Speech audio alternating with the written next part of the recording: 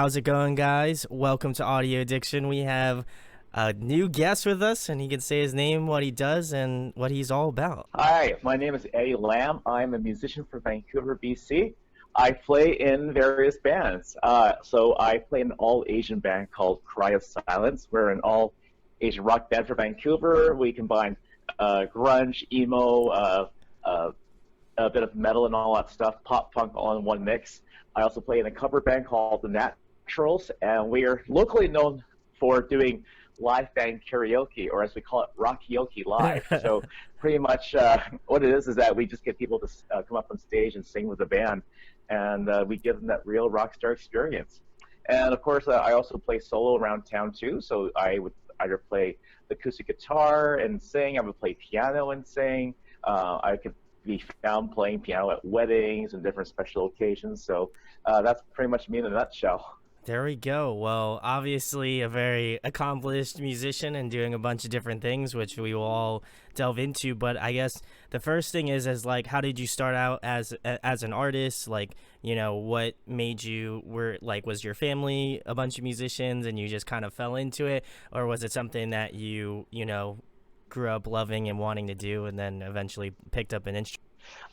It's really crazy. I think what it was, it just all came down to not just seeing all the stuff on television, right? On the music videos and all that stuff. Yeah. But I think it's more just the fact that when I saw my own friends doing that, I was just like, man, this is so much fun. And if they could do it, maybe I can give it a try. And that's what helped me get into playing in rock bands. So the thing is, for me growing up, I've done learning classical music, right? Like every piano student has done. And I've also but the weird thing is, though, as a teenager, I got into wanting to do things by ear too. So of course, back at that time, you have to imagine they didn't have music sheets for certain songs like you do now. Like you go to a music shop, you find all these different music sheets for, say, like a song by Maroon 5 or a song by even by Metallica, or even like a song by Taylor Swift. You can see that on sales now, but back then, from my personal experience, you didn't see that. You didn't have that happen. So if I wanted to do a song by, say, Weezer on piano, well, I had to learn how to do it by ear, do it by myself. Yeah. And that's what really got me into wanting to actually, it exercised my creative ability, basically. Sure. So I've got a chance to got myself exercise my ear, my creativity, my theory lessons, so which came in handy. So any kid that is doing music right now, I always encourage them, you have to learn some theory because it'll help you understand chord structures and all that stuff a lot better that way.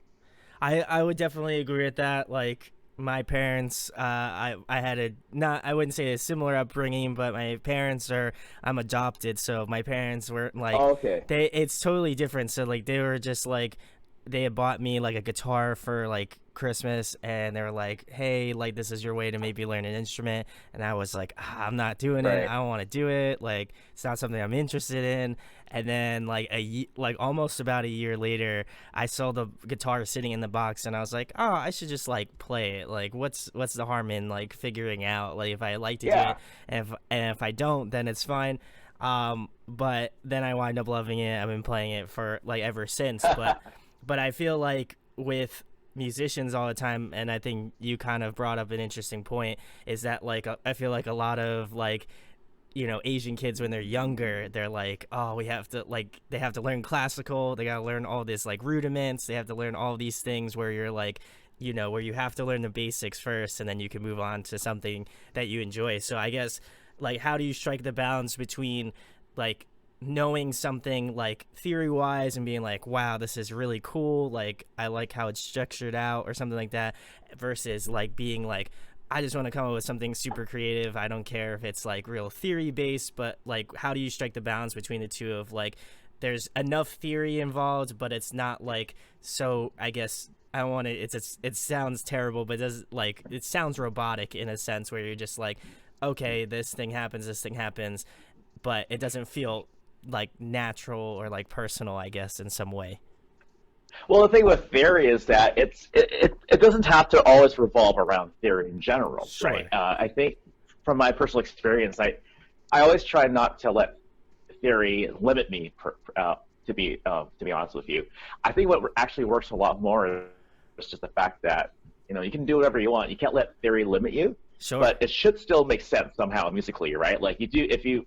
But of course, if you want to be experimental, of course that's a whole different story. But I think when it comes to say like writing hit songs or just writing a decent song that people can remember you by, uh, theory can help you with that. But I think other than that, though, there should be no limit of how you want to do things, in my personal opinion. But I find that theory does come in handy. It's more of a tool, but not Sure. something that defines your song, right?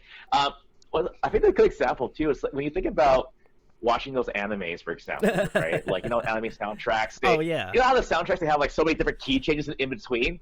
So that's how I feel. Like I use that as an example of these different key changes, right? So you think about that, it's just like, oh, it goes from one key and then it's like, oh, it starts off A major, oh, all of a sudden goes into a D minor key. Yeah. But for some reason it made sense, it went well together, but it's so outside the box and very, I guess, non-traditional at the same time. So that's what made it so that's what grabbed my attention when it came to these kind of musics. But then you start thinking about you have to research even all these experimental stuff that's being released too Sure. by Yeah. various artists. So of course, um, for recent artists, Poppy is such a big example Yeah. too, right? So when you look at Poppy, her new stuff. So she started off being like your normal pop music in the early stuff, and then all of a sudden she transitioned slowly into being more of the multi-genre artist. So for one track, she'll start off of one genre, then it goes off to being metal, for example, and then it goes off to something else, and then goes back to metal, and that's just one track, Yeah. right? And that's the cool thing about it. But you can tell the obvious influence of that probably most likely came from bands such as, say, Mr. Bungle. So Mr. Bungle was Faith No More's side project, Yes. right? And that was the experimental nature of how they were writing their songs. So Mr. Bungle was that exact same thing. If you look at one of their stuff on YouTube, I have this one favorite track where it has like this ska sound in the beginning, right? I guess Yeah. throughout most of it, but then there's a little bit of a metal breakdown, and they have like some epic keyboard strings and all that stuff in the middle of it there. And I'm just like, this is so cool, right? But the thing about that is just that I really admire that whole outside the box thing.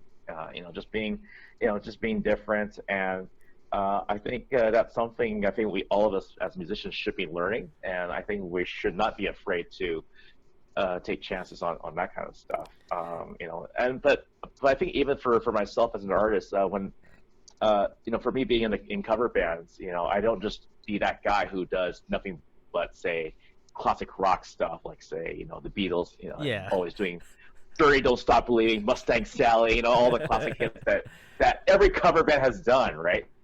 So and we've gone a little bit outside the box where I have a bandmate in the Naturals for Rockyoki.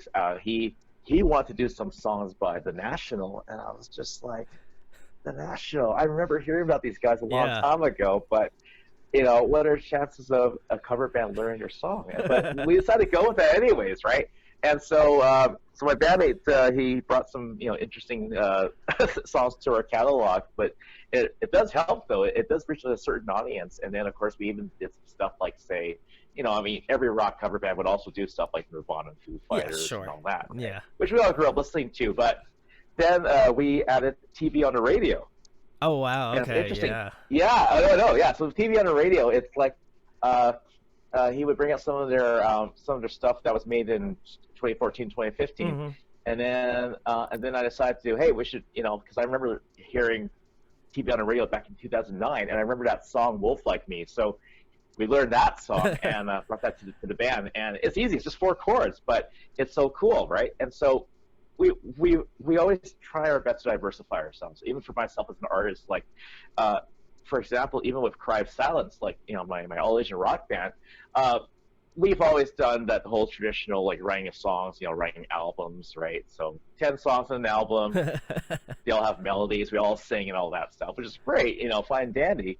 But then we also in our second EP, which came out in 2018, called Community, we went a little bit of a non-traditional route, or almost maybe a little bit old school too in some ways, depending which band you follow. But Sure. Kind of what Metallica and Pink Floyd and Tool have done. They've written some instrumentals, so we did that. So we actually had 2 instrumentals on our new EP that we released, and we did this one called Traffic Jam, which you should check out. It's got this really cool kind of like a Black Sabbath, Led Zeppelin, Foo Fighters kind of instrumental vibe to it. Ooh, so you nice.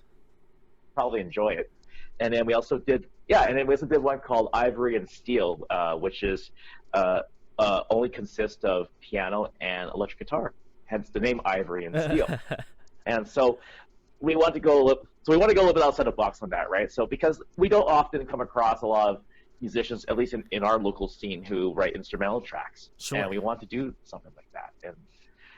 And luckily enough, we managed to get both our instrumental tracks on a friend's podcast, who she specializes in broadcasting only instrumental songs. Oh, wow. Okay, that's awesome. And I thought, yeah. Oh, I know, yeah. So we were so fortunate to get both of our songs on there. So I was really happy about that. And I thought, you know what, again, outside the box stuff, right? And that's something I always enjoy.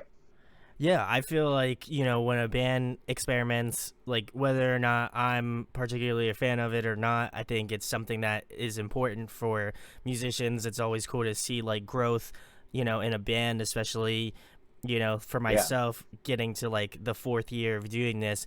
Like I've seen some bands like where I've listened to one record and then they've released a record like, maybe this year or last year, and just how much of a shift that they've had, musically. I think that's really cool, and it's cool to see the, kind of growth of the band over time. And so I feel like it's very similar to what you do, is just seeing kind of like the growth. I usually try to check out a few songs, but I've never had somebody kind of jump from like a cover band to doing their solo stuff to actually having a band, like full-fledged band. So it was cool to listen to kind of all the different facets of how you do things, and like maybe, some of it might be more up my alley than other stuff, but I also feel like, it's cool to see you, stretch your creative legs in a metaphorical way. But well, yeah, and it's so funny too, because even like back, I think something in December 2018, we talked about instrumentals. We even released our own cover version of the Game of Thrones theme song. Oh wow, okay, there you go. Yeah, so you can find it on YouTube. So if you look up Cry of Silence, Game of Thrones, you can find it on there. And because I figured, it'd be kind of cool, right? Like we want to cover a popular theme song during that decade, and what better way than to cover Game of Thrones, because everyone always talks about that show. Yes, they right? do. And yeah, they do. Yeah, and we actually did that live quite a few times, actually. So we did it at our EP release back in 2018, and then we also did it back as our opening song for our set back in March of last year. Oh, wow. We opened for, I think, we were playing at the 333 in Vancouver, and there was us and a few other bands that were playing that night, and so I think we were the second or third band, if I recall, and we just opened up our set with that song. And the cool thing was, we saw people in the audience kind of bobbing their heads on, that rhythm, that 6/8, da da da da da da da da, right? And people were just going like 1, 2, 3, 4, 5, 6, 1, 2, 3. I'm like, yes, that's awesome. Awesome, Eddie. Yeah. Well, the next question is, obviously, we have to talk about the last show that you attended that you didn't play, one that you went to for fun that you enjoyed going to. Oh, okay. Oh, that's a good one, because like I've always been to so many different concerts, right? Sometimes it's hard for me to keep track. I'm trying to recall the local ones, if I recall. But I'll share you some ones that I really do enjoy personally. Sure. So I had I went to this one show at the I think it was at the Biltmore. Back a couple of years ago, we saw Hawthorne Heights in Ooh. Vancouver. Yeah, I know. And the crazy thing was there wasn't like a whole lot of people there because I'm not too sure like how big the Hawthorne Heights fan base would be in Vancouver, right? So of course it made sense for them to play at a smaller venue, but of course that's a little disappointing because the thing I find is that you there are some big name bands that would come to Vancouver and they're playing at a small venue, but everywhere else around the world they're playing like stadium Yeah. festivals in front of like millions of people, right? Here they are in Vancouver, they got like 30, 40, 50 people, and that's about it. But of course, I can't speak on behalf of the artists of how they feel about that. But I know to them, it must feel different, or maybe nostalgic even, right? Because that's where we started off. Yeah. We come from humble beginnings, and we would, we would actually just know like what it's like to be playing in front of like maybe like 10 people, even 5 people. I've done shows where like only like 2 people showed up. You know what I mean? Like I've done that before. We've all been there. But I've seen that happen, with the big name bands. But that's like the one I remember very well was when we saw Hawthorne Heights in that situation. Now, I'm just trying to trace back my memory bank here. Oh yeah, actually, the one I went to most recently, in terms of the mainstream level concerts, we saw Sleeping with Sirens and Poppy live at the Boat Theater in Vancouver, actually, and so that was a really really fun experience doing that. Well, I know that was my second time seeing Sleeping with Sirens live, but that was my first time discovering Poppy actually. So that's when I saw her live, and then as I got home, I got more into her music and learned about her history and all that stuff too, right? And of course that's another conversation for another day. But but it's crazy though because Boat Theater has been one of our big staples in for concerts in Vancouver, especially for mainstream bands that may not be playing stadiums, but they still have a big all ages following, for example, right? And so that's it. That's been like one of our go-to venues to see some good concerts. Other than that, though, yeah, for me, like I always love to go see local bands play. So whether it be like my friend's band or like guys like say Chief State, for example, because I know you interviewed those guys a little while back, right? My Chief State, dudes. and of course. Yeah, I know, right? Yeah. We've done shows with them in the past too, which was a lot of fun. Actually, we did this one show where we covered each other's songs. So I called the event Song Swap because we wanted to be like a local artists covering each other's tunes, right? So Chief State, myself, and a few other artists, like we pretty much like drew names to see who covered whose song, and so we just did that. So I ended up covering like a friend's song, and then Chief State covered somebody else's songs, and all et cetera, et cetera. So that's what happened. So that's a little side note of that too. But I do always enjoy seeing like locals play live, and even like seeing like people who do like different formats of how the show's being run and all that stuff too. So just like different things like that. So I always do my best to do that. My wife and I always love to go to different local festivals around town too. So in the summertime, it's really bumping. Like you'll have like a few different like local festivals, or even like farmers markets. You'll see that too. So you'll have people, local artists, doing their thing, and I think that's really cool to see that. But sometimes that's the thing though. Like we have to wait till summertime comes, and sometimes you can't wait for that to happen. But it's definitely worth the wait, especially if it's a band that you love to see. And of course, by all means, let's go outside and see some live bands. We even have a Vancouver Jazz Festival here too. So every summer it's always a fun time. That's awesome. Yeah. That's awesome. Well, I'm glad that you do your best to go to a lot of shows. I feel like, not to say that other people don't, but I can understand, like, especially if you have a day job and you're, trying to make the band thing happen. Yeah. Sometimes it's hard to go to shows, but it's cool to see you're supporting the Vancouver scene. I feel like a lot of people say that I should go visit Vancouver. I know I definitely want to, because there's a lot of people that I've done interviews. Yes, you should. with over there, and I definitely feel like I have to make my way out there at some point in my YouTube career. But the next thing, Eddie, The big one, I guess. Who are you influenced by? What are some bigger? It doesn't even have to necessarily be bigger artists, but just who initially got you started into music, and why you love playing it.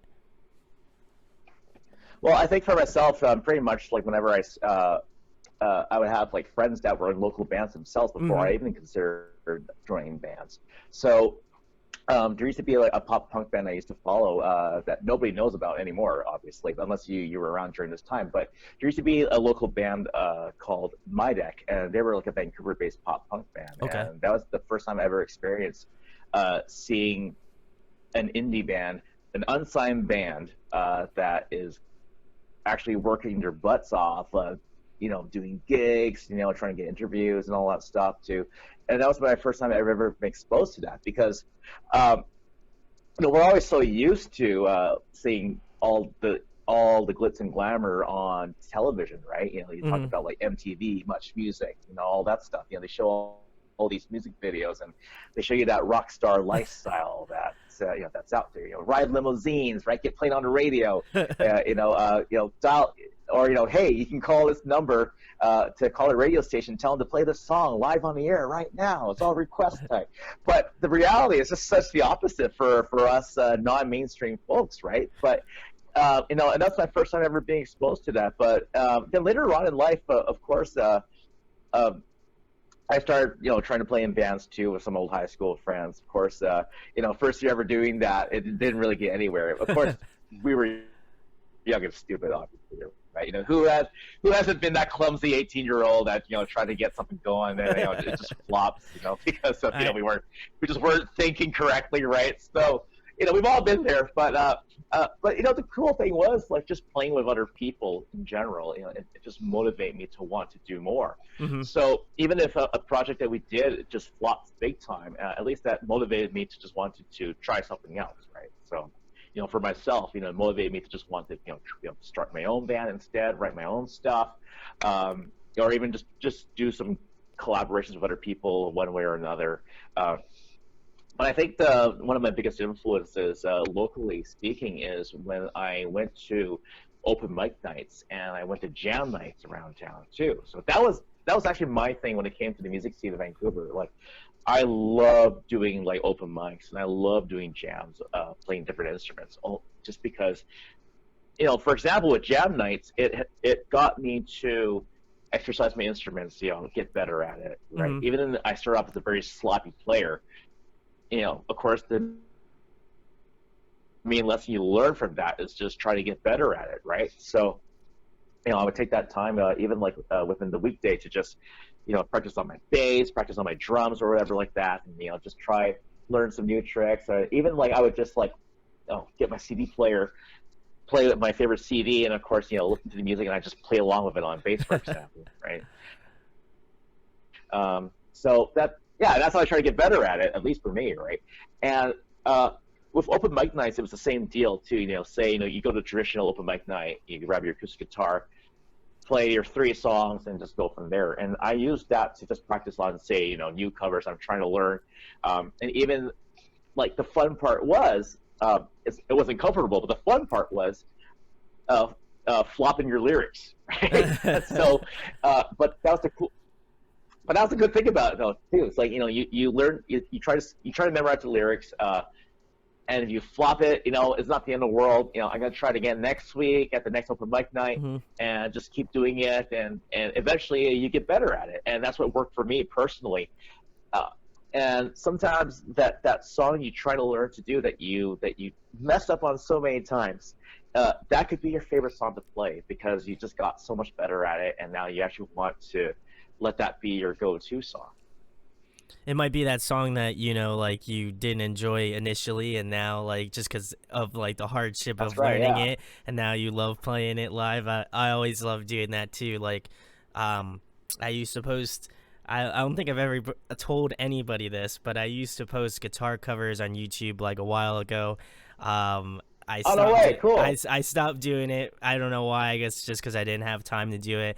But I like no one had any idea that I did this. But it was something that I enjoyed doing, and I also feel like it was the again because I feel like for myself, when you mentioned you're like, oh, I put the CD on, and I listened to it, and I was like trying to figure it out on bass or like guitar or like on drums or something like that. I felt the same way about like, like putting a CD in my CD player and like listening to like, some band and trying to figure out like, they're like, okay, they're in this tuning, or they're playing these chords, and I have to figure out like what works, Yeah. if it's right, if it's close, if it's not close, like how do I get closer to it. But I think you build that like, Yeah. it sounds very weird, but you build that like camaraderie with the song because you're like, I need to learn how to play this. I want to learn how to play it, and maybe somebody else doesn't know how to play it but wants to learn how to play it, and they can do it. So, Right. that's Yeah. Yeah. always cool. But you know what? The crazy thing about that was, like, that's what helped me learn how to pick things up by ear. Yeah, Especially like, when it came to playing stuff on guitar, for example. I mean, like, going back to some of my influences, for example, right? Well, I guess in the mainstream level, when I was like a teenager, I loved Metallica. Metallica was like, the favorite band of mine. Of course, Nirvana. I yeah, guess every angsty teenager loves Nirvana. Like, you can't get by high school without seeing at least 5 kids with a Nirvana t-shirt. yeah. Like, That's that's the correct. reality. Like, I still see lots of kids wearing Nirvana shirts today, and which is really cool to see I that. feel like even more So so of course now. I would say so. Yeah, Yeah, I would say so. And but anyways, yeah. And so I guess, like, in terms of listening to rock, I love both those bands. Metallica, and like, listen to like those albums, like from Kill 'Em All to Ride the Lightning, Master of Puppets, the Black Album, what was it, Justice for All, and it's interesting too, because like, this is how you can tell I'm obsessed with a band. It's like, if I know the lyrics, if I knew how to play the chords on guitar, and if I even knew the song order of the album yeah. too, that really showed like how obsessed I was with that album. But and that's how I was with, like, even like, say, Metallica's early albums, for example, right? But vocally speaking, though, because like, I didn't actually take vocal lessons until I would say not until 2001. Oh So wow. before that year, I was a very sloppy singer. Like, I had no idea what I was doing. Like, I sounded like, I was a complete beginner, a newbie, basically. But then when after I took vocal lessons, I tried to get better at learning how to sing, some tunes by various bands like Linkin Park and all that stuff, right? But I think, vocally speaking, my favorite vocalist that I've been heavily influenced by, actually two of them, are both Lane Staley and Jerry Cantrell from Alice in Chains. Ooh, nice. Yeah. Yes, and the reason why I fell in love with that band is because I love the fact that this is a heavy rock band with amazing harmonies. And I think it was in an interview. I think it was Tom Morello from Rage Against the Machine that said that Lane Staley is described as the angry angel, because it's like, it's aggressive, but it's so soothing to hear at the same time, right? And I got those comments whenever I would cover an Alice in Chains song live at, say, at open mic nights, or even like at any like local farmers market festivals I play at. I always get those comments saying that, oh, you're like an Asian Jerry Cantrell. I'm like, oh, hey, that's pretty cool. There you go. There we go. Awesome, Eddie. Well, Yeah. it was good to get kind of a glimpse into like who you are into musically. I always love asking that question because I feel like it's the nerd in me that enjoys like hearing about like where people started out musically and where they've gone to now. Yeah. But the next thing is keeping it more current. Who have you been jamming recently? I feel like you kind of sprinkled in a few of them, but who you've been listening to lately? Yeah, so pretty much for newer bands, I mean, like, for the last several years, I've been listening to Bring Me the Horizon, because they're like a really crazy heavy band that I really enjoyed. Like, but even the Spirit album, that was it was still a pretty decent album in my opinion too. And then of course, Sleeping with Sirens is one of them too. Like, I've been listening to those guys probably since like 2014, 2013, Yeah. somewhere around there. But the crazy thing is, you talk about that band. I actually got So for the record, I was covering a Sleep in a Siren song on piano recently, actually. Oh, Actually, a nice. couple of them. Okay. So I did one of the song Legends from the album from 2 years ago, from the album Gossip, and then I also did uh, a piano version of their newer stuff from that new album that came out like just not too long ago. Mm. And the cool thing was, uh, Kellen Quinn actually retweeted my piano covers on his Twitter. Oh, sick. There you go. And, oh no, it was crazy. Okay, so and it's only because I don't use Twitter often, right? And but I try my best to keep it active. Sure. And so I feel that. and so yeah. Because but the thing is, the minute I just put this on Twitter, like just put Flickr Sirens on there, right, all that stuff. Kellen saw it and he actually retweeted it, and then the minute he did that, my Twitter notifications exploded. I couldn't believe it. Yeah, I was just so amazed by that. I'm just like, wow, like I'm getting all these notifications, like I was just doing my thing during the day, and getting all these notifications happening, and I'm just like, oh my goodness, right? And the first time when my stuff got retweeted by Kellen, I got probably like 300 likes or something, no, 200, 300 likes, somewhere around there the first time, and I was just like, whoa, like this is so amazing, right? And it's really cool, when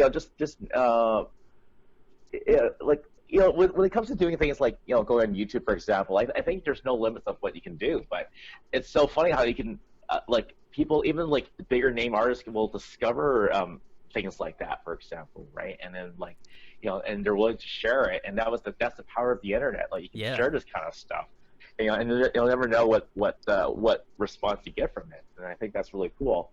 So that was my Sleep in a Siren experience, actually. I also feel like it also facilitates like what we're doing right now, which is over the internet as well. So I also feel like a lot of this stuff, like, it's awesome that Sleeping with Sirens is, I feel like they're very about their fans too. So like, they are, whenever something cool happens, like if I see like a vocal cover or something like that, I know they'll really retweet it, and I know like Kellen will do the same thing, and it's cool to see them promoting people doing stuff that are talented. That's awesome.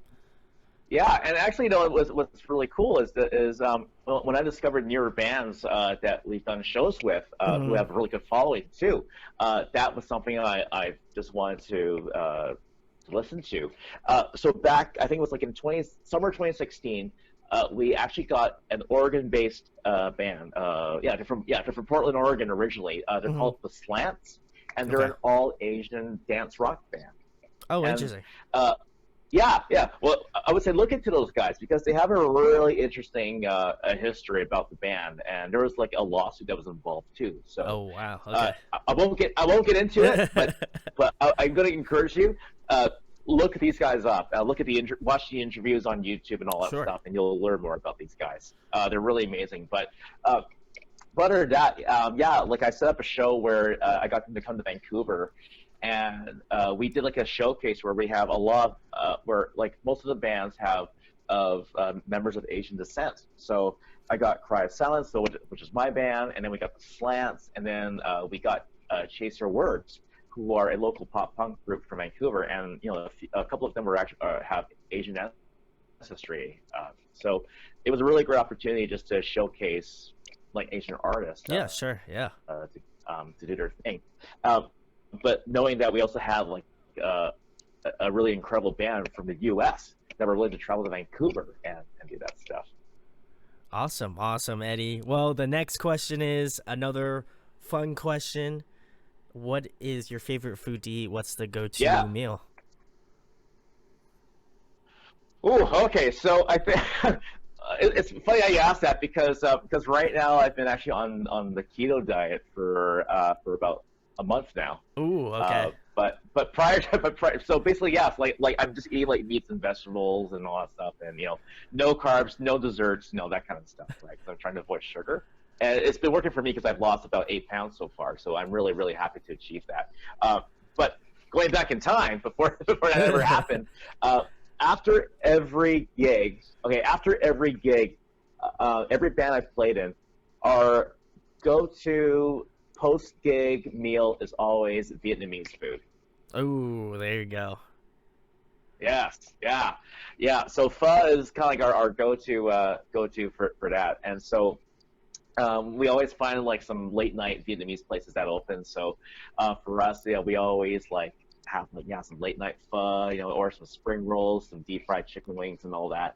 And that's always like a good, satisfying thing. But if not, we always go for Denny's, right? If we couldn't find one that was open, but even then, the crazy thing was like even like whenever we have people that move from out of town that doesn't have much of a multicultural environment, Mm-hmm. right? So if any of my white friends, they come down to Vancouver and they want to try some new things, I take them out to pho first thing, right? And but the thing is, it's so well received from my friends too, who live from out of town. So originally, I said, yeah, let's go up for some pho, and then they try it, and they're like, wow, this is amazing stuff. I even had one musician friend of mine who he haven't had pho before, so I took him to a Vietnamese restaurant that's not too far from my place, and he was like, I lived in Vancouver for 4 years and I haven't even had pho before, and and it's great. So that's one of my favorite foods to eat. But when it comes to going out for food, yeah, it's pho. But when it comes to cooking at home, for example, I love making pork chops, and I make it with a side of steamed vegetables. So I would have like say steamed broccoli, steamed cauliflower, and all that stuff. Of course, or maybe if not, I'll just cook some mushrooms on the side too. Add some salt and pepper to it. Cook it, in the pork chop grease. Yeah, there Right? you go. Yeah, it tastes amazing that way too, right? So that's kind of like my go-to meals to make. Although back in November, it was my wife's birthday, so I actually bought her an Instapot, and Oh, there you so go. with that, like that thing cooks things so fast like you wouldn't believe it. I think it was just this morning. My wife made this amazing stew, and it would have taken her like an eternity to make if it was cooked just on the stove, but with the Instapot, it just took her just like maybe like half hour, like maybe no more than that, and yeah, so so it's a very handy gift for her. So I think she's willing to make some different recipes out of that. I think one time she even baked a cake in that thing. Oh, wow, that's cool. Yeah. There we go. Well, Instapot, if you happen to be scrolling through, you should sponsor Eddie's wife, because that sounds like a worthy proposition if I've ever seen it. I really feel like this interview should be sponsored by Insta. Definitely. Yeah. Awesome. Yeah. So, next question, Eddie. Another fun one, keeping it more music related. If you could pick somebody to collaborate with, who would it be? Yeah, sure. Oh yeah, I was prepared for this one. So in terms of a mainstream artist that I want to collaborate with, I would say Jerry Cantrell from Alice in Chains, no doubt about it. Because a lot of my because he was my main because he was my main musical influence.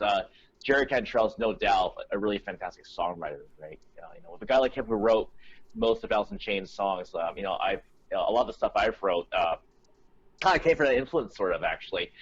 So I would love to just like sing on his tracks, right? Maybe offer a little bit of extra rhythm guitar, just some extra harmonies, like maybe like 3 layers of harmonies just to add to it. And just make some beautiful music out of it. Just some good old cool grunge music, classic grunge music out of that. Who else would I want to collaborate with? I think I would love to collaborate with David Grohl from Foo Fighters. I think even just hanging out with the guy too, I think he'd be awesome to be with, just because like he's a very fun-loving guy, right? He's just full of life and everything, and so full of energy.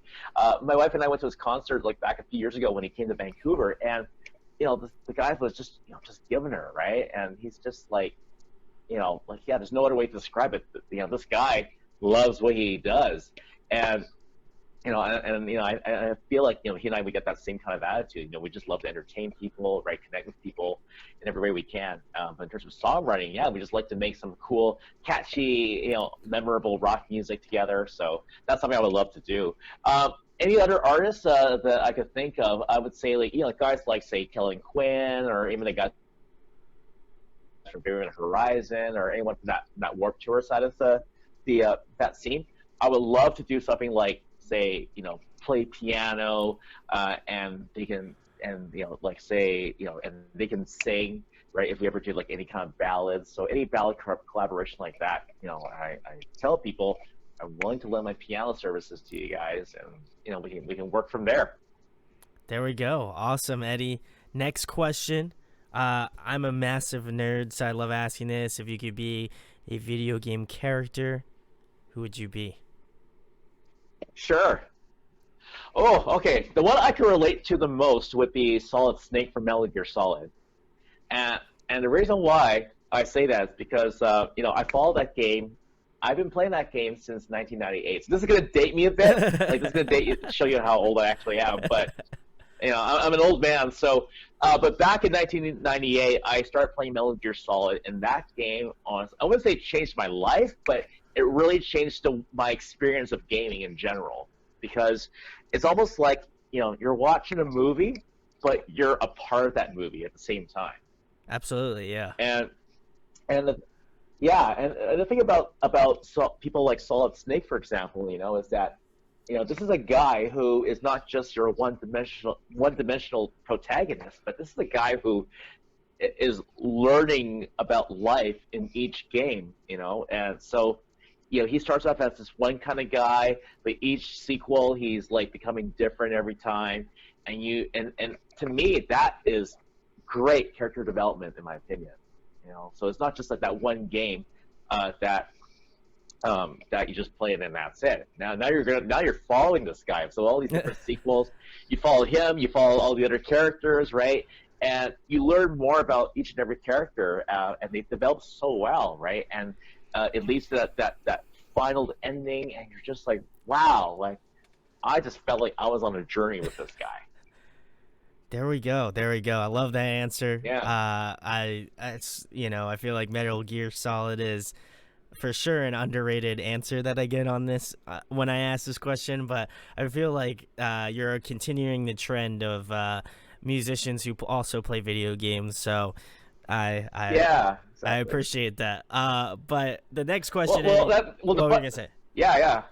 Okay, go ahead. Yeah. Okay, so that was the funny little thing that if I ever had this little fantasy would be if I ever had like millions of dollars in my bank account, right? And I bought and say like my wife and I, we buy like a ginormous mansion and all that.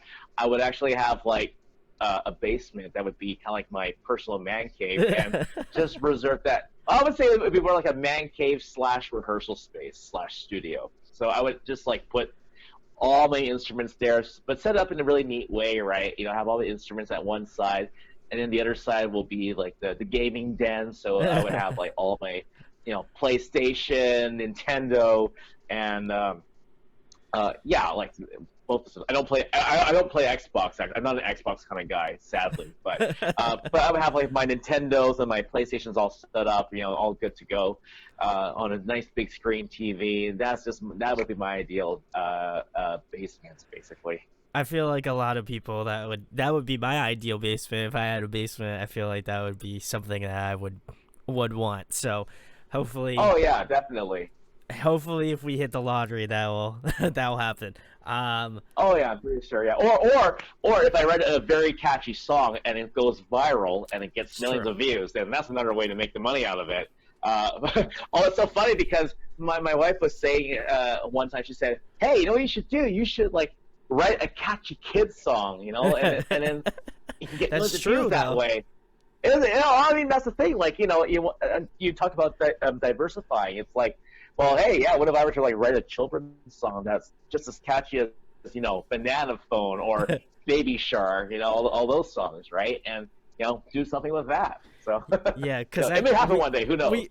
we know that guy is just making a ton of money. So I mean, I feel like when this is just gonna be a joke because I know some people might take this the wrong way, but it's like when people say like, oh, you don't make a lot, you can't make money doing music and stuff like that, and then it's like, well, I mean, this guy does music and he probably makes a lot of money by writing children's songs.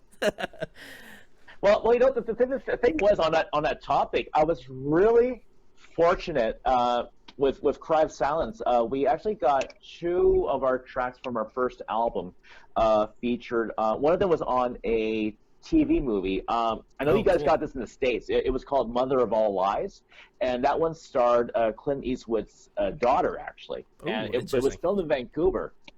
But one of our tracks called Old Habits Die, which is on our first album, it was actually on there. And the cool thing was we actually got the experience of not only having our songs on a TV movie, but we even received royalty checks out of that. And yeah, I know. I was just like blown away by that, right? and like the first time I got that royalty check, I looked at it, and then like it felt like I won a lottery. I mean, like it wasn't like millions, obviously, but it was still like a good chunk to help support the band, right? Sure. And I was just like, oh my god, like we got all got a royalty check, and I got so excited. Like of course, I told my wife first thing, and then I called my parents too. I was like, I got a royalty check, right? And then I was just like, and then like they're like, how much did you get? And I told my parents how much it was, and they're like, what? So, yeah, it was just so insane. So we had like a song featured on that, and then we also had another track of ours from that same album. It got featured on a show that the late great Luke Perry was on. It was called Ties That Bind. Ties That Bind, and it got featured on a random episode, but. We were fortunate enough to have that happen to us. Just being featured on, they may not be well-known television shows, right, and all that, but it's a good start for us. So and this is where we really feel like being. And I remember I was telling people about this too, for other artists about it, that we want to for Cry of Silence at least, that we want to be not just your average traditional live rock band, right? Sure. We actually want to be, we want to be like a very non-traditional band at the same time, where, we can always do live shows, write an album and all that stuff. But I think a good direction that musicians should look into is writing for television, writing for movies, writing for commercials, writing for video games, even, right? After a conversation about video games, I think we should. We should be doing that too. And even if that, at least, or another good start would be even writing songs for a YouTuber, right? If they need some introduction music, why not, right? And another market that someone was talking to me about, and I should be looking into this is, okay. So for the record, I am a huge wrestling fan. Okay, so. Wrestling's my thing, I know that usually for us Canadians, we watch hockey, but I do watch hockey sometimes. I used to watch hockey a lot though back in the day, but wrestling is my go-to for entertainment, basically. So, but someone told me and said, hey, what you should do? You should write for a wrestler's entrance theme. Yeah. It may not be as big as WWE or AEW, for example, but just even say the indie circuits, for example, that could be a good start, right? And then I think artists should be looking into that kind of stuff too, because that could be a good market. Because I always find that not every traditional live band formula always works for people. Say a band can do a live show, and millions of people will come and see them live at the venue they're having it at, and it works. Okay, great, right? Yeah. Another band could be doing the same thing, and they do the same formula. They just promote the hell out of it to all their friends and family, and but they may not get the same results. They may get like 20, less than 20 people, and that's the reality. Like this kind of stuff will happen.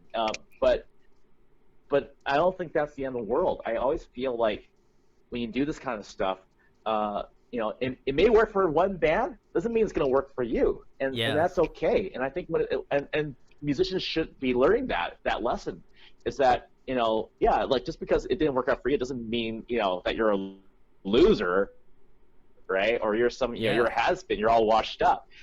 It just means, hey, try something different. It may work for you better, and and I really believe that, and the same thing. I've had a conversation with a few musicians, and they told me about this too. They said that touring may not work for some bands also, right? And because I've learned that not everybody's a traveler, Yeah.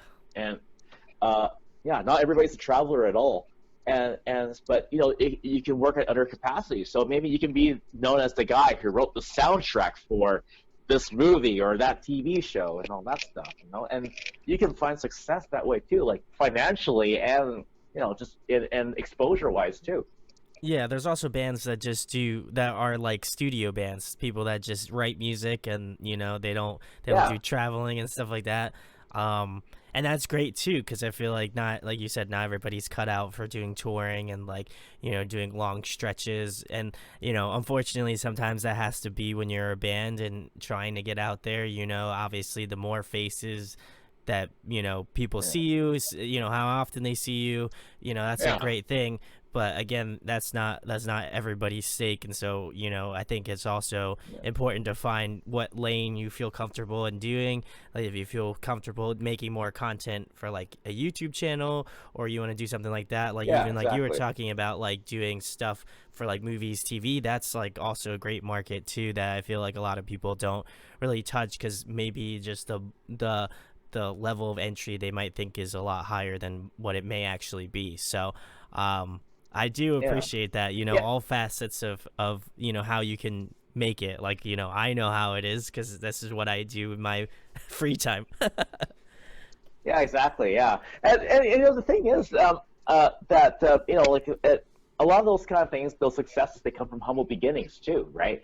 Uh, and even like if people don't get their music on, say, like a big name TV show, well, hey, you know what? You can always talk to a film student because they need stuff for their Yeah. projects, right? That's an example, and or if it's a film student, or maybe even like say, someone started a YouTube channel, just uploading like just some funny sketch videos, for example, right? It's like, well, you can provide the music for that, because they may need that, and um, um, yeah, so just things like that. Actually, an example uh, of a successful YouTube channel was I don't know if you ever gone to these guys. They're called Wong Fu Productions, and Yeah. they Yeah. started off doing yeah. I mean, every Asian person would know Yeah, I about feel that kind of like at this stuff. point, Yeah, yeah.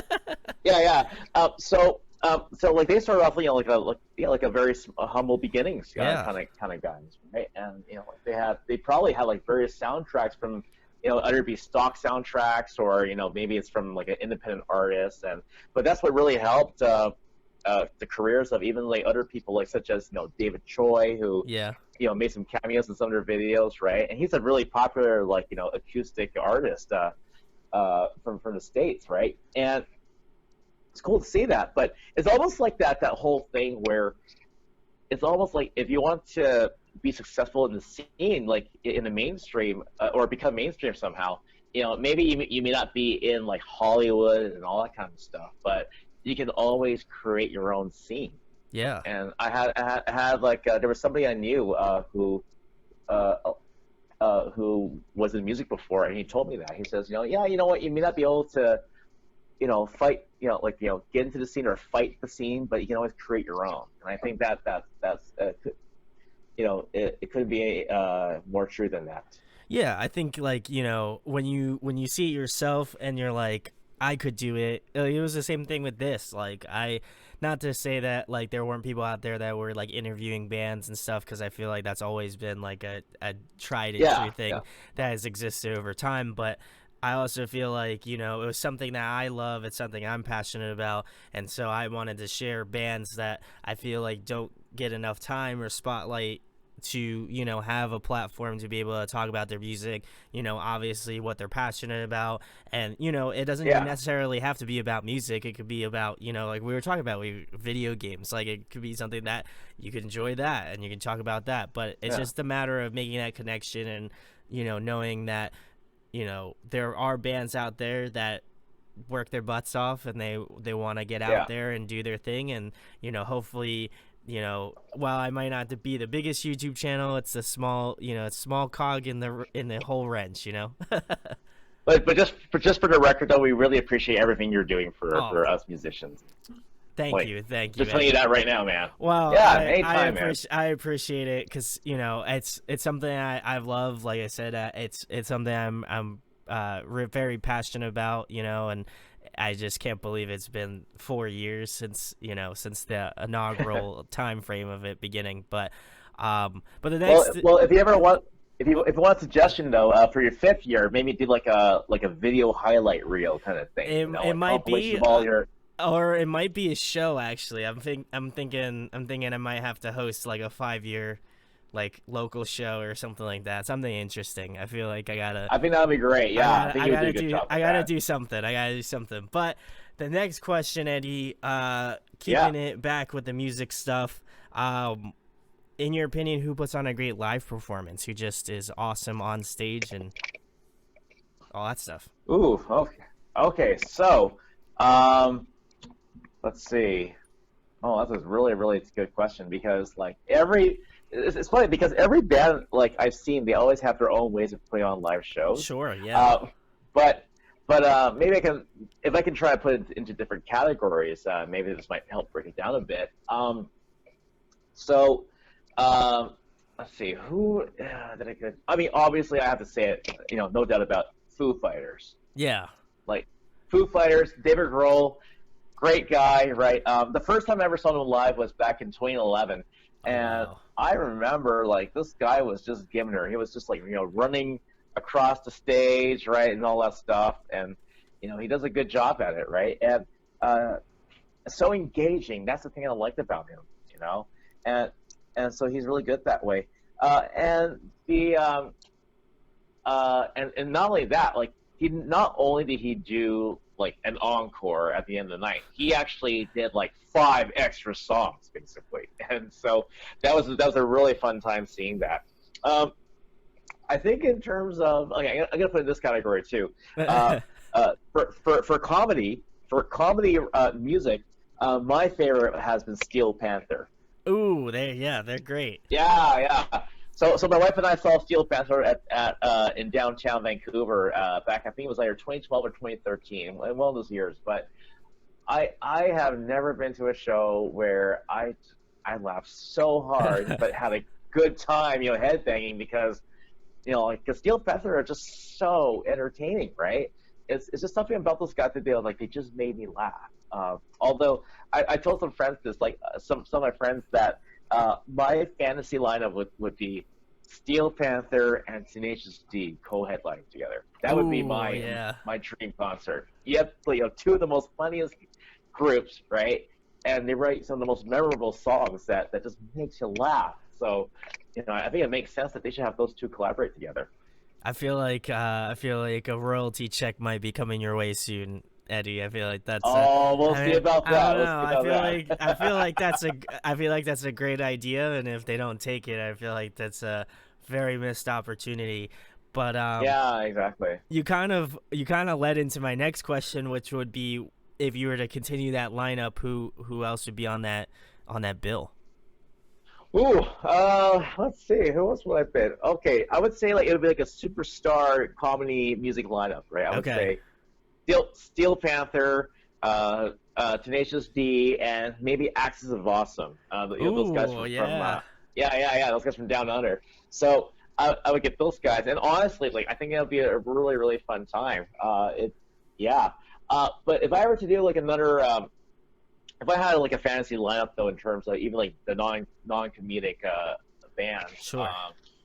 oh boy, this is gonna be a tough one. I would say I would get Slipknot, I would get Bring Me the Horizon, and then the third band to fill in that. Oh man, who would I get?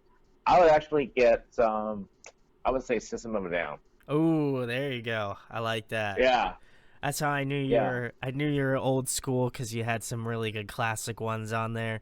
You know, Oh, System well, of a that's the funny Down. thing because I'm a bit of an old soul too, right? So, but that's the thing because I grew up listening to a lot of new metal growing up too, right? I'm not gonna lie, that's been my, like I was into like all those bands like Korn, Limp Yeah, Bizkit, right? Drowning Pool, Seether, all that stuff, right? Um, but then yeah, it's so crazy because you look at the lineup for um, Ozfest. Remember that was a thing yeah, back in the day, yeah, right? So Ozfest was a big thing where you not only get Black Sabbath, for example, but you get all of the finest new metal bands during that time. So like Disturbed was on the lineup. You can yeah. see Linkin Park, Incubus, Drowning Pool. I think Drowning Pool was on there. I'm not too sure, but I'm sure they were. But yeah, but you know what I mean, At right? some All those point, like yeah, yeah, yeah. Yeah, and so you see that, and I'm just like, man, this is so crazy, insane, right? And but at the same time, though, like, you look at the lineups for Warped Tour. You still get like some really decent lineups at the same time. Like you have a mix of like the old school artists, but then you also see some new upcoming ones that put on like one hell of a show. And yeah. uh, there's no doubt about it. Like if you go to these things, like you won't be disappointed. If run right, as long as it's not run by the guy who ran Fire Festival, right?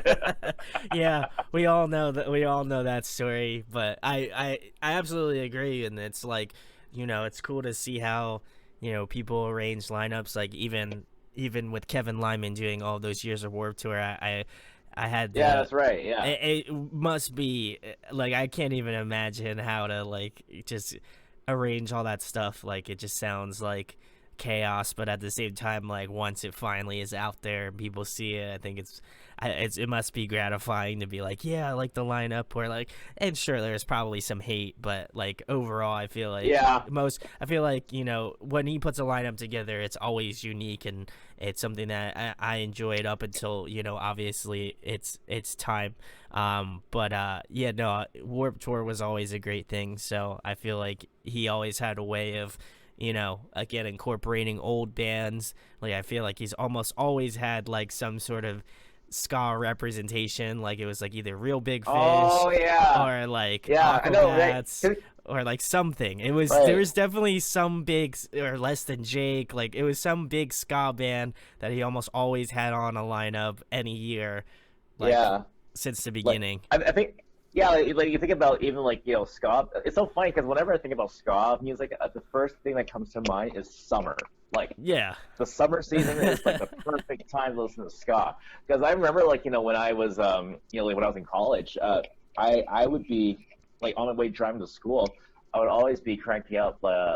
This is gonna date me a bit, but um, I had like a I didn't have an MP3 player yet, but I had like a mixed CD or a mix or Oh, like a I mixed know. tape. I know what Yeah, you're a talking mixed about. cassette Oh tape. yeah. I'm So also dating myself too, so I okay, yeah, okay. So I would like in my I would have like my own personal summer mix, right? So I would have like for summer music it would be bands like Sublime, Oh, yeah. Rancid, Muddy Boss Yeah, Tones, but that then was the other like one. yeah, Muddy Boss Tones, right? So just like bands like that, and but it's just like man, it's just such perfect summer music though, right? You can't help but I know people have a hate on for ska, and I totally get it. But there's that little part of me like I like to listen to things that suit the season basically, Yeah. No, right? And so I uh, totally agree with that. That I feel like the summer season for me is I don't listen to a lot of ska, but I do enjoy it. It's not like something I'm like, oh man, I don't like it. It's not something I'm yeah, into. But I feel like ska and pop punk. I feel like those are the two summer like yes, genres. oh All the definitely. time. Yeah, in fact, too, that's the thing because I remember in the summertime I would just like listen to the All Time Lows live CD, Ooh, there you because go.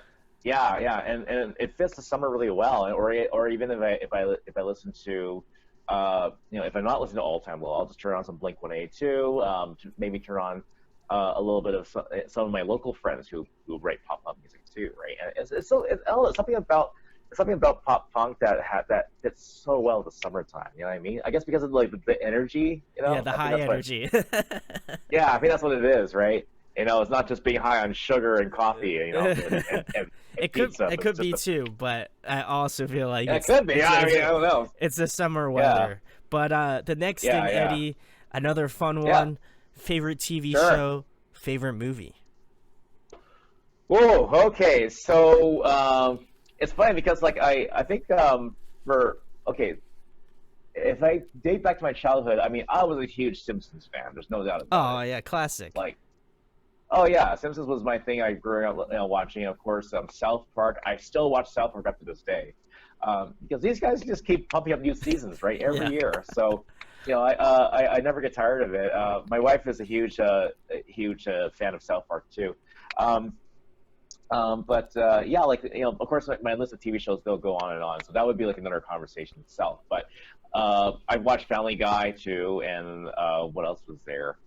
For sitcoms, like I mean, not gonna lie, I was a sucker for Saved by the Bell and Full House. So Classics. Rightfully yeah, so. um, yeah, rightfully so. Yeah. But for the more modern stuff, like during the 2010s, I was into um, what was it? Like I was watching BoJack Horseman on Netflix over a year ago, actually, and I finished the whole thing. Of course, I'm not going to spoil anything for those who didn't watch it yet. But very enjoyable show. It got me laughing too, right? Got me thinking and got me laughing. What else was there? Of course, yeah, like I said, wrestling. That's like my, that's pretty much like the thing I will be watching forever, no matter what. I think by the time until I turn old and gray and I'm gone, but wrestling will be my thing. And what else was?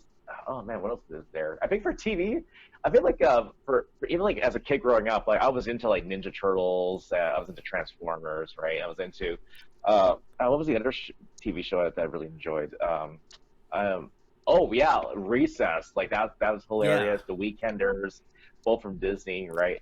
Um, and yeah, so as you can tell, like cartoons was like my thing, Yeah. right? So uh, and I think even like as I got older, as like I guess like yeah, as I got a little bit older too, I was into Batman the Animated Series, Oh, great. That's and awesome. Yeah. it was a great classic. But then it's so crazy because at that same time, because like yeah, cause I got into that kind of genre where it's like like action, dark, drama, animated shows, right? So Batman was a prime example of that. But then Disney fought back with Gargoyles, right? And which is like, I was watching that. I was watching Gargoyles. I was just like, is this for the same creators? I didn't know if it was, but I mean, obviously they're competitors. But Yeah. I'm just like, oh, this is like a secret animated war between like like those Between them two. that genre. Yeah, Disney versus Warner Brothers in that kind of genre basically. And so yeah, um, but yeah, for game shows, like sometimes I'll watch the occasional Jeopardy. I think if I'm ever in a game show, I would love to be on Wheel of Fortune because for some reason I'm pretty good at guessing the answers for somehow. But my sister-in-law, though, I think she's an expert on Jeopardy. So like if you ask her like any of those Jeopardy questions, I think she'll get it most likely. So yeah, but pretty much so like but lately though it's been more like Netflix for me, just because I get to watch some like not only like my old shows that I grew up watching, but Sure. also just watch some new stuff that's been getting some positive reviews too at the same time. But I still watch regular TV too, so whenever I do get the chance, I'll watch like the big shows like say like the Grammys, the Oscars, Yeah. or and of course the occasional hockey game if I feel like it, right?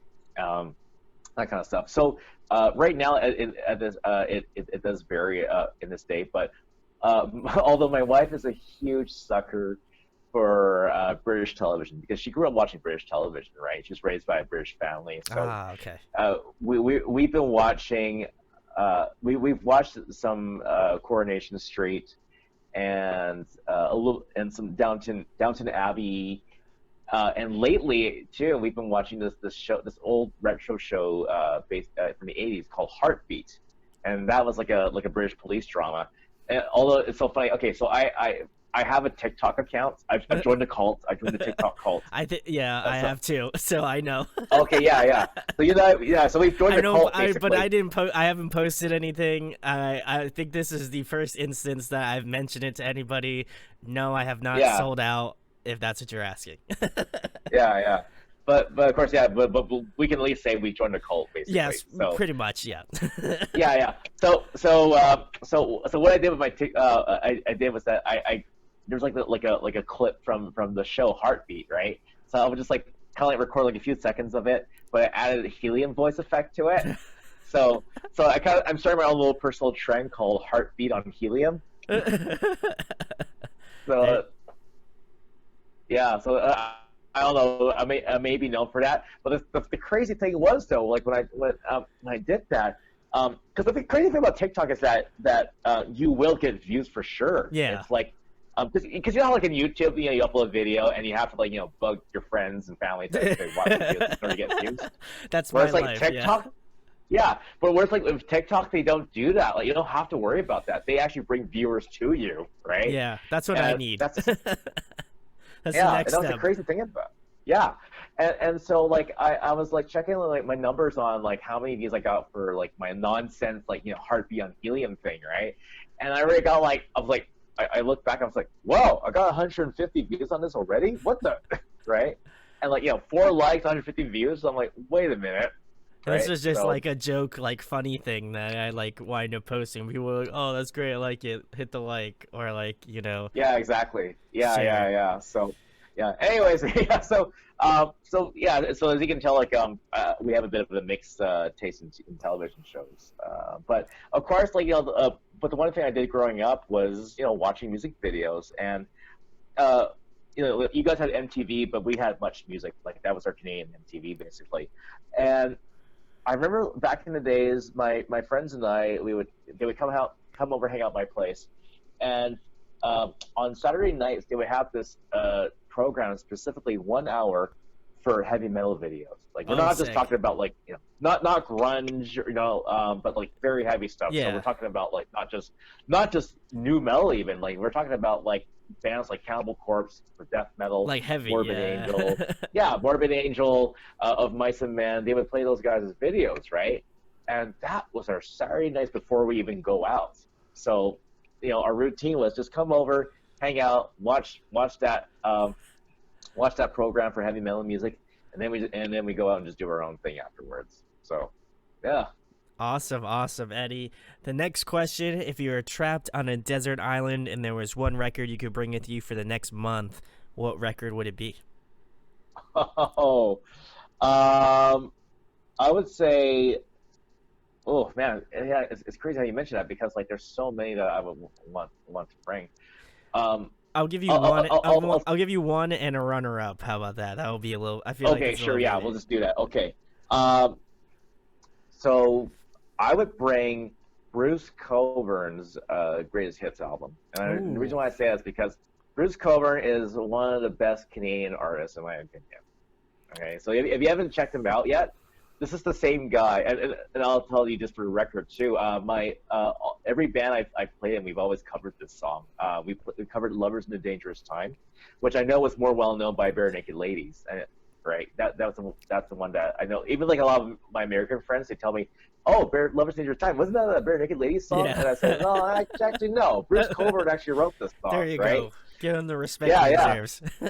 Yeah, exactly. Yeah, so he's the guy that actually wrote it. So he's like, I would bring his like his greatest hits record because like it's got all the hits that I really enjoyed, growing up too. And now the runner-up, and luckily I can say this now because I've been re-listening to it again, is Judas Priest's British Steel. Ooh, okay.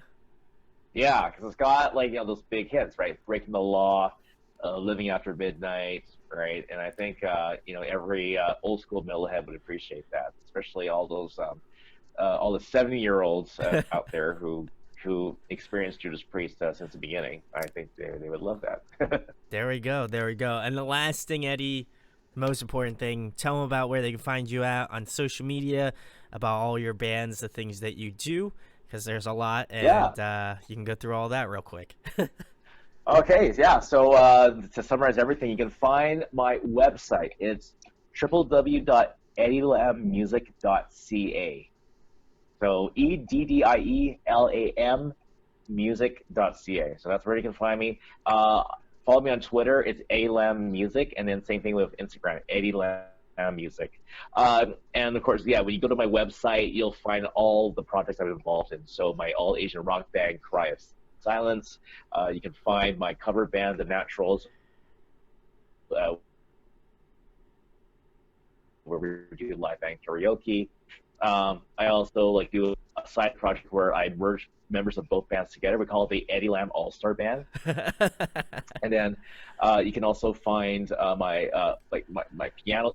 You can also find my piano stuff too. You can also find what else is there? Yeah, like just like my solo acoustic performances. I got videos and interviews up there too, so at least you guys can get to know me more that way. So my website has all the good stuff on there that you need to get to know me more, basically. So yeah, and I'll be posting this interview on my website too. Well, thank you, Eddie, in advance. Go check out his stuff because there's a lot that he does, and it should all be recognized. So you go check out all of his stuff. Check out his website. The links will be in the description below. Go subscribe to all of his bands, his YouTube channel. I'm sure he's got a plethora of YouTube channels up at this point. And if you enjoyed this interview, share it, like it, subscribe. It goes a long way. And thanks, of course, to Eddie for coming on tonight, man. Thank you so much. I really appreciate it, Brandon.